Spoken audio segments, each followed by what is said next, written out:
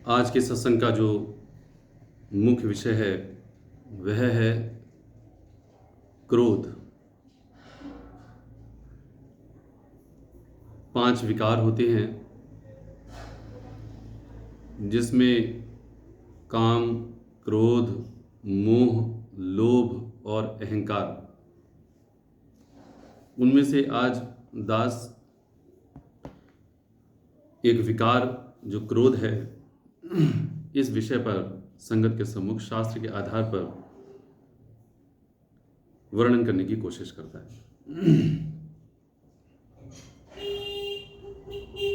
सद्गुरुदेव महात्मा मंगत राम जी महाराज ने ग्रंथ श्री समता प्रकाश में हम सभी को मार्गदर्शन दिया है।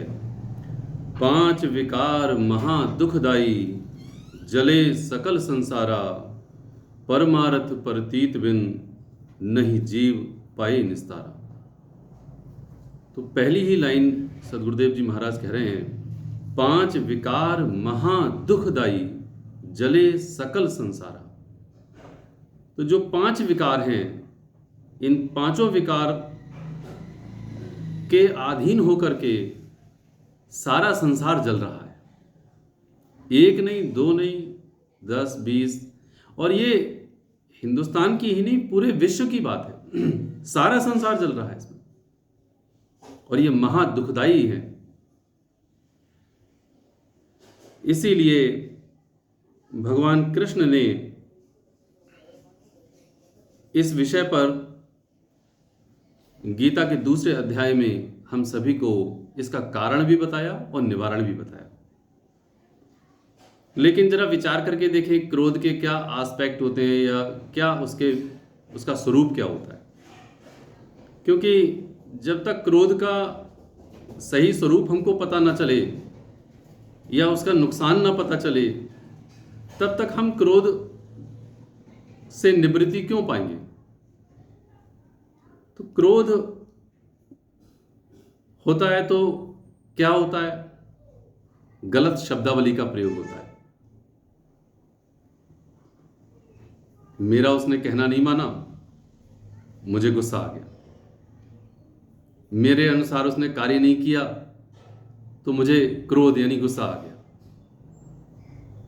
तो मेरी शब्दावली गलत हो जाती है।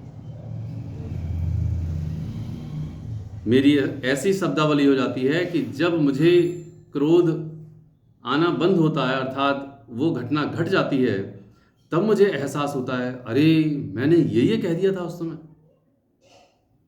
बाद में बड़ा पछतावा होता है और उस समय अंदाजा लगाना ही मुश्किल हो जाता है कि मैंने इतना गलत कह दिया था। कभी ऐसा होता है कि पुरानी गलतियों को याद करते हुए, सब पुरानी गलतियों को याद करते हुए दूसरे पर दोषारोपण करता है, उसको प्रताड़ित करता है, और जब गुस्सा आती है तो सब पीछे की बातें याद आ जाती हैं। देखो उस समय तुमने ऐसा कहा था, तुमने ऐसा किया था, मैं वहां पर था, मैं वहां नहीं था। कई सारी बातें याद आती हैं और दूसरे को गलत सिद्ध करने के लिए वह गुस्से में जोर जोर से बोलता है, चिल्लाता है, चीखता है। ऐसे में मुंह लाल हो जाता है उसका, आंखें डबडबा आती हैं उसकी, यहां तक कि बीपी भी बढ़ जाता है। यानी ब्लड प्रेशर जो होता है वो उस मनुष्य का उसके शरीर में इतना तेज हो जाता है कि उसको अंदाजा भी नहीं होता। और ऐसी घटना बहुत बड़े बड़े कांड भी करवा देती है। व्यक्ति अपना नुकसान कर लेता है, अपनी शरीर का नुकसान, दूसरे के शरीर का तक नुकसान करता है, यहां तक कि क्रोध के आवेश में आकर के दूसरे का मर्डर भी कर देता है, जान भी ले लेता है। और दूसरे की तो जान तो ले ही लेता है, कभी कभी अपनी ही जान दे देता है क्रोध के आवेश में आकर के। कोई बड़ा है, कोई छोटा है, कोई ज्ञान नहीं रहता उसको। जिस पर मैं क्रोध कर रहा हूं वो नर है या नारी है, यानी पुरुष है या स्त्री है, इस बात का भी उसे होश नहीं रहता। वो किस स्थिति में है इस बात का उसको होश ही नहीं रहता, और जोर जोर से अपनी शब्दावली, अपने आप को दूसरे से बोल बोल करके वो अपनी क्षति और दूसरे की भी क्षति करता ही रहता है। तो जरा अंदाजा लगाएं इस बात के लिए कि क्रोध यानी गुस्सा किस तरह से कितना प्रगाढ़ हो गया है। और आज का ये हाल घर घर में है। किसी भी रिश्ते को लेकर आप बात कर लीजिए, चाहे पति पत्नी हो, पिता पुत्र हो, भाई बहन हो, भाई भाई हो, कारण उसके कारण हो सकते हैं। तो अभी हम जो समझने की कोशिश कर रहे थे कि जो क्रोध का स्वरूप है, जो क्रोध की वास्तविकता है, वो क्या है, कैसी है, इस बात के लिए अभी हम सुन रहे थे। अब हम शास्त्र की तरफ देखें कि आखिर क्रोध आता क्यों है, क्रोध का कारण क्या है, और उसके बाद उसके निवारण की ओर बढ़ते हैं। दास आपके सम्मुख कितनी भी बात करें, लेकिन शास्त्र की बात प्रमाणित होती है। तो आओ हम सुनते हैं भगवान कृष्ण ने दूसरे अध्याय के 62वें श्लोक में और 63वें श्लोक में क्या कहा है। भगवान कृष्ण कहते हैं, ध्यायतो विषयान पुंसः संगस्तेषु उपजायते संगात संजायते कामः कामात् क्रोधा अभिजायते। अर्जुन, विषयों का चिंतन करने वाले पुरुष की उन विषयों में आसक्ति हो जाती है। ध्यायतो विषयान पुंसा संगा संगस्तेषु उपजायते। संगस्ते उपजायते का मतलब ही है कि उसके प्रति, उस विषय के प्रति उसकी आसक्ति हो जाती है। आगे कहते हैं, संगात संजायते कामः कामात् क्रोधा अभिजायते। उन विषयों की आसक्ति होने पर उस विषय की कामना उसके हृदय में उत्पन्न हो जाती है। संजायते यानी उत्पन्न हो जाती है। कामात् क्रोधा अभिजायते, यदि कामना में विघ्न यानी कि रुकावट पड़ने पर क्रोध उत्पन्न हो जाता है। तो ये जो सूत्र दिया भगवान कृष्ण ने, वो कहते हैं कि विषयों का चिंतन करने वाले पुरुष की उन विषयों में आसक्ति हो जाती है। ये जो बात कही गई है, इस बात को हम बड़े गहराई से और बारीकी से समझें कि मेरे न जाने कितने विषय हैं, खाने के विषय, पीने के विषय, पहनने के विषय, समझे नहीं, रहने के विषय, मेरा घर है, मेरे कपड़े हैं, मेरा खान पान है, समझे, ऐसे ही घूमने का विषय, न जाने कितने विषय हैं। और ये इंद्रियों के विषय हैं, और भी विषय हैं, जैसे एक काम वासना का विषय है कि किसी के लिए कोई लड़की या स्त्री अच्छी लगती है, वो उससे प्रेम करता है, उसको नहीं मिल पाती। तो वो जो कह रहे हैं कि विषयों का चिंतन करने वाले पुरुष की उन विषयों में आसक्ति हो जाती है। आप जिस भी विषय को देखेंगे, उस विषय के बारे में आप बार बार चिंतन करेंगे। मान लीजिए किसी को किसी नवयुवती से प्रेम हो गया, तो उसके बारे में उसका चिंतन होगा, कैसा उसका शरीर है, कैसे उसकी नाक है, उसके गाल हैं, बाल हैं, उसके बारे में उसका चिंतन होगा, कैसी उसकी बोली है।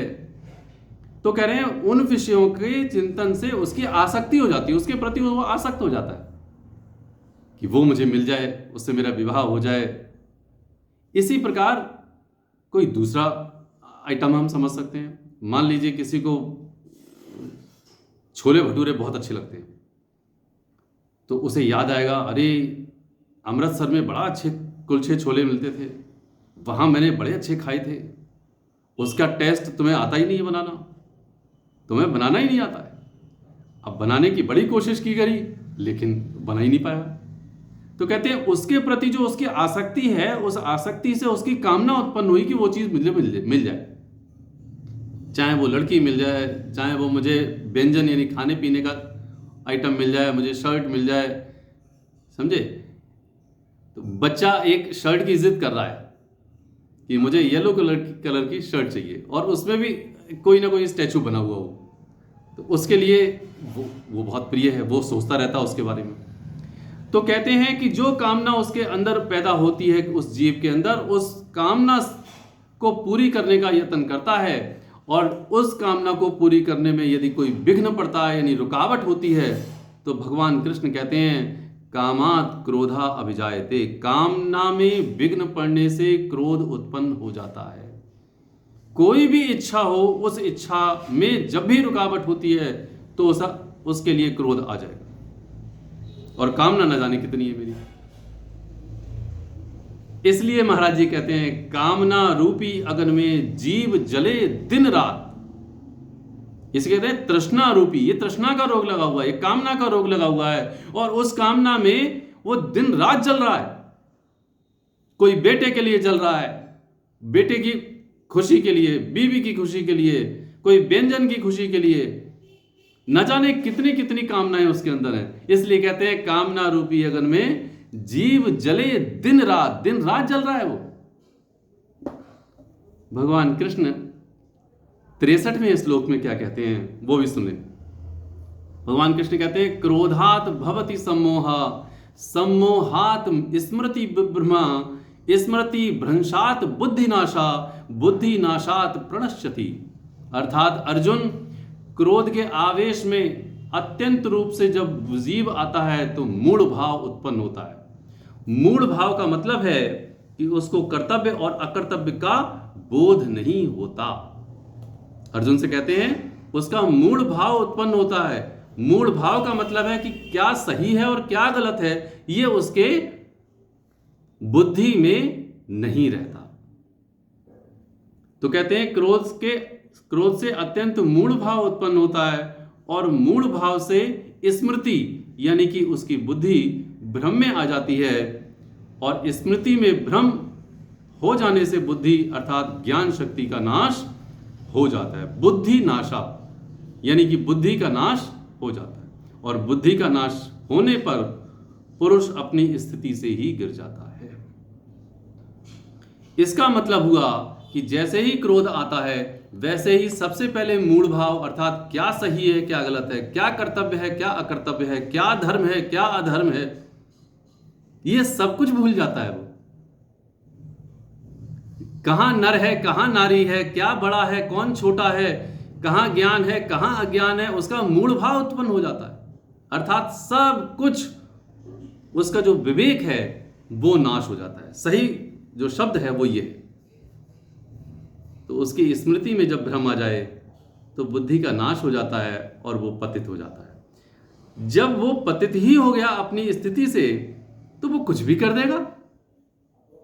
वो तो पागल हाथी की तरह है, भूखे शेर की तरह है, क्योंकि उसमें तो ज्ञान ही नहीं है, विवेकहीन है वो। इसलिए महाराज जी कह रहे हैं विवेकहीन मानुष जो होई, पशु समान जीवन सुख होई। देखो वाणी क्या कह रही है। और जो बात भगवान कृष्ण 5000 वर्ष पहले कह रहे हैं, मूढ़ भाव उत्पन्न हो गया, वही बात वाणी में आ रही है, विवेकहीन मानुष जो हुई, पशु समान जीवन सुख हुई। तो इसलिए जो शास्त्र की बात है, हम इस बात को समझने की कोशिश करें कि किस प्रकार भगवान कृष्ण ने इस बात को समझाने की कोशिश करी है।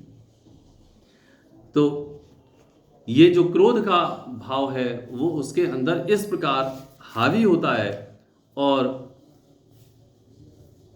जब हम इस बात को समझ रहे हैं कि ये क्रोध इतना प्रबल है, मेरा भी नाश कर देता है, दूसरे का भी नाश कर देता है, तो भैया इसका इलाज क्या है?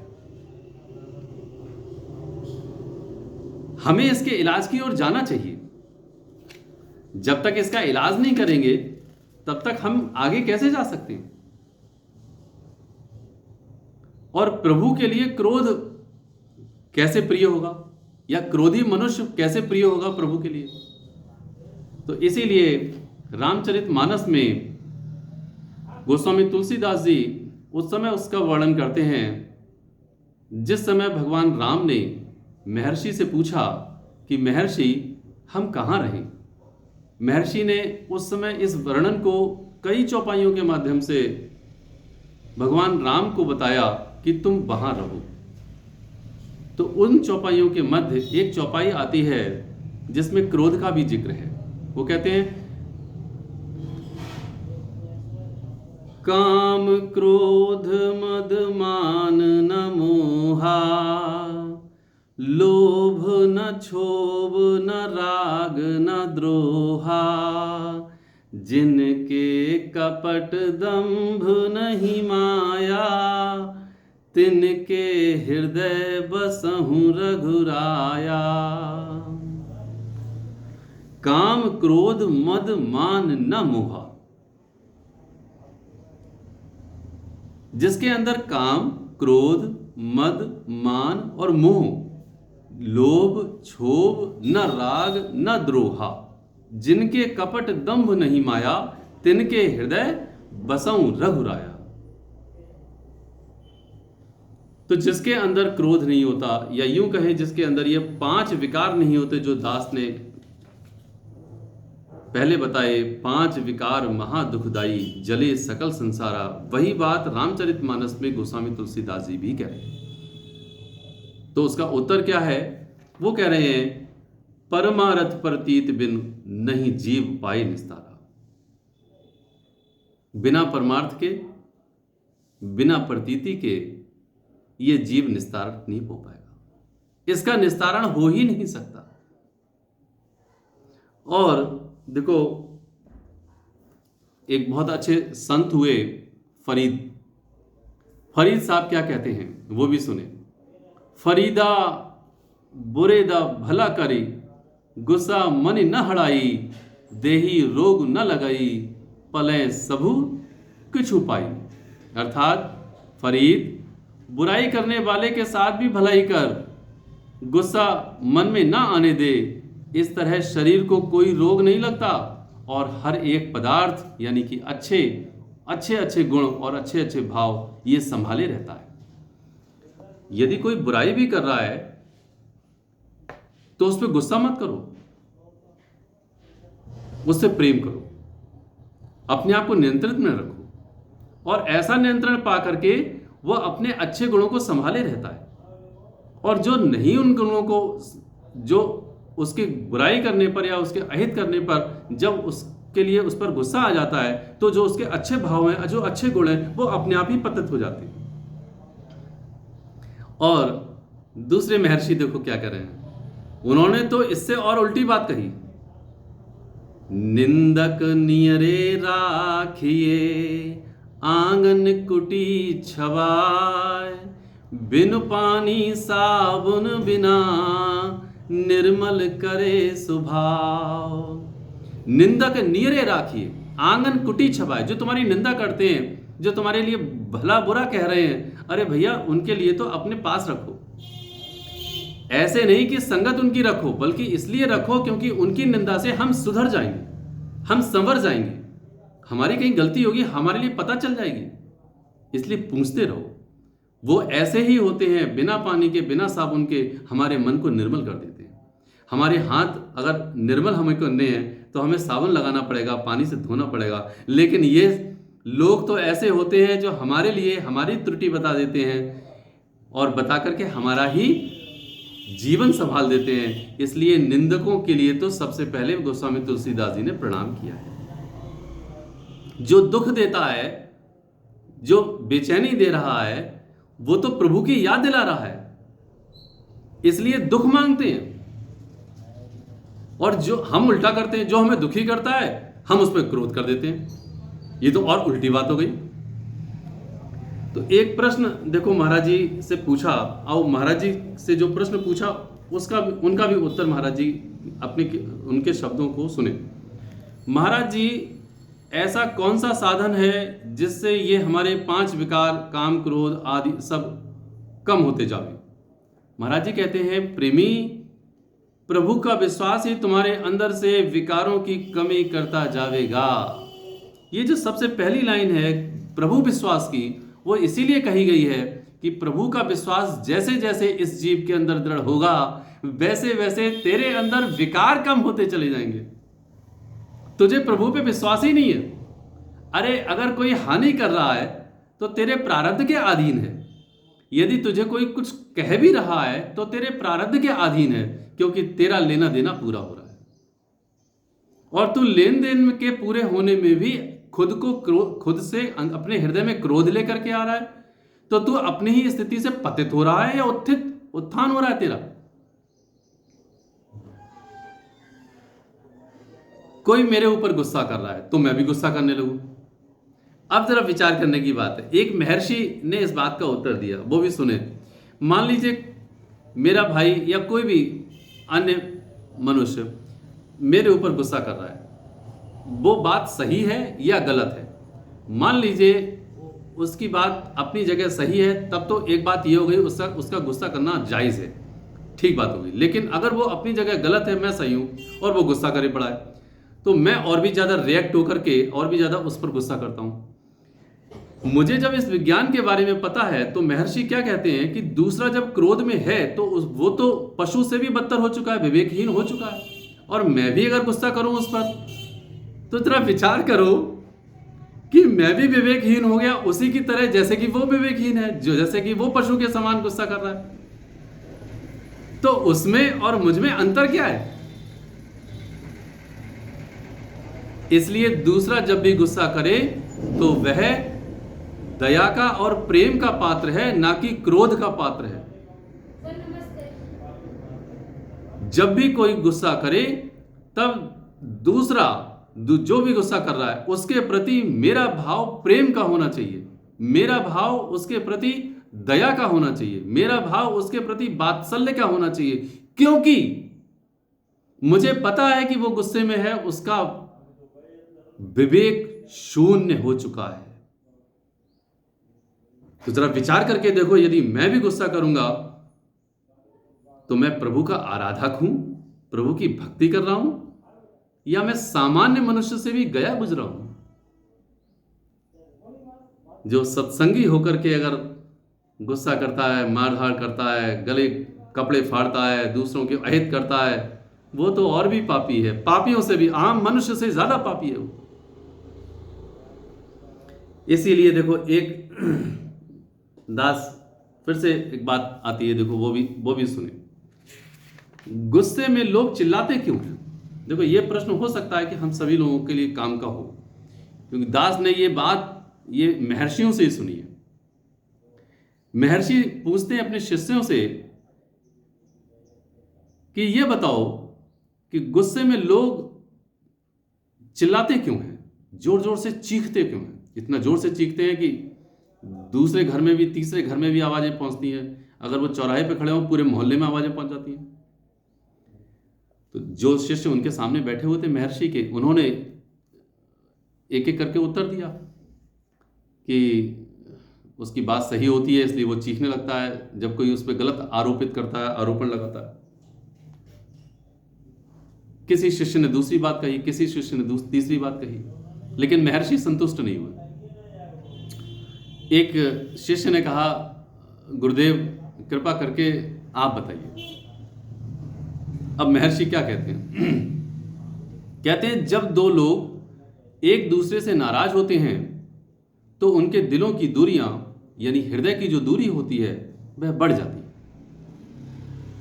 एक व्यक्ति जब दूसरे व्यक्ति से नाराज होता है किसी भी बात को लेकर के, तो उनके जो हृदय की दूरी होती है वो बढ़ जाती है। बोले जब हृदय की दूरी बढ़ जाती है तब एक व्यक्ति को दूसरे व्यक्ति के हृदय तक बात पहुंचाने के लिए उसे जोर से बोलना पड़ता है। जितनी दूरी उन दोनों के हृदयों में होती है उतनी ही तेज एक व्यक्ति को दूसरे व्यक्ति से चिल्ला करके ही बोलना पड़ता है। बोले इसका उदाहरण जो प्रैक्टिकल है वो दूसरे लहजे में आप समझोगे तब आपको पता चलेगा। बोले क्या गुरुदेव? कहते हैं जब हृदय की दूरी कम होती है तो दोनों मनुष्य आपस में साधारण बातचीत करके समझ जाते हैं। बोले ठीक बात है। बोले जब दो हृदयों की दूरी और भी ज्यादा करीब होती है तो इशारों में बात समझ जाते हैं। देखो, पति पत्नी देखते हैं, प्रैक्टिकल दास बात कर रहा है। पति ने पत्नी की ओर देखा महफिल में और उनकी आंखों से ही बातचीत हो जाती है। बोले इससे कहीं ज्यादा, जब ज्यादा हृदय निकट होते हैं तो आंखों से तो दूर केवल भाव जो अपने उनके हृदय में होते हैं, उनके भाव से दूसरे व्यक्ति तक भाव पहुंच जाते हैं और बात समझ में आ जाती है। महर्षि की बात बिल्कुल प्रैक्टिकल की थी और बात समझ में आ रही थी। तो इसीलिए जो गुस्से में लोग चिल्लाते हैं, उसका जो कारण है वो ये है। हम सभी को चाहिए कि क्रोध पर हम अपने आप के लिए नियंत्रण में लेकर के आए, और वो कैसे नियंत्रण में लेकर के आएंगे, उसके लिए महर्षि ने और हमारे सभी सत्पुरुषों ने एक बात कही, परमारथ परतीत बिन नहीं जीव पाए निस्तारा। जब तक परमार्थ के रास्ते पर नहीं चलता ये जीव, जब तक दूसरे का हित नहीं करता ये जीव, जब तक भगवान का नाम नहीं लेता ये जीव, जब तक सत्संग को ध्यान से सुन करके अपने जीवन में अमल नहीं करता ये जीव, जब तक अपनी इच्छाओं को कम से कम करने की कोशिश नहीं करता ये जीव, तब तक क्रोध के आवेश में आना ही आना है उसको। कोई ताकत उसको नहीं रोक सकती। तो गुरुदेव यही बात कह रहे हैं कि जो जितनी ज़्यादा इच्छाओं को लेकर के अपने जीवन को व्यतीत करता है, वह उतना ही ज़्यादा क्रोधी, क्योंकि उसकी इच्छा पूरी होगी नहीं। हर इच्छा तो पूरी हो नहीं सकती। तो जब इच्छा पूरी नहीं होगी तो इसीलिए उसको क्रोध आना ही आना है, वो उसको दूर नहीं कर सकता। इसलिए भगवान कृष्ण इस बात के लिए क्या कह रहे हैं वो भी हम अंत में सुने, वो ज़्यादा सही रहेगा और हम सबको ये बात समझ में आ जाएगी। ये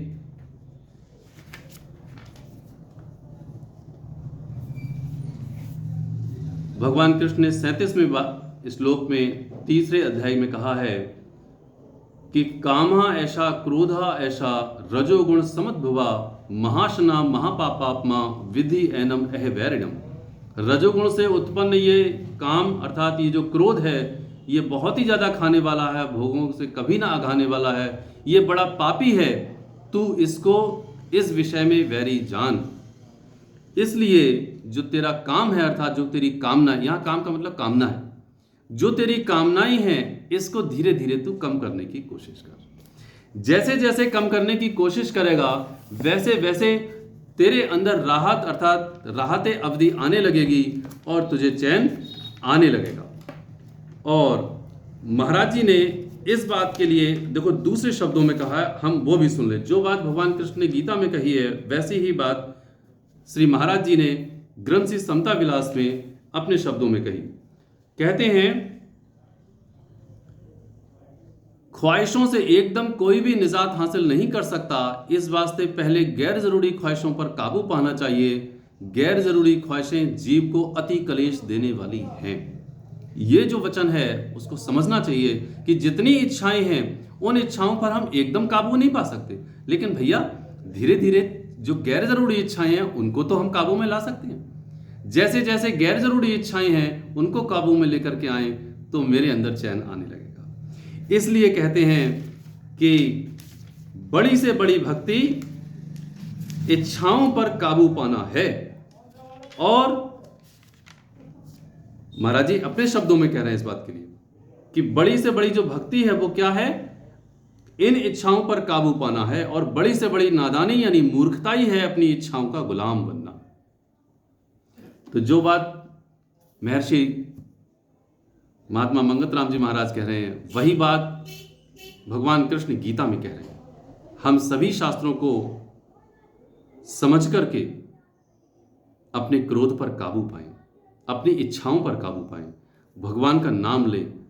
रोटी खाने से भी ज़्यादा ज़रूरी ईश्वर का नाम है, इसलिए अपने नाम को हम लोग समझें, नाम को लें, ताकि हम सभी क्रोध पर विजय पा सकें और भगवान के नाम में लीन हो सकें और हम सबका कल्याण हो सके।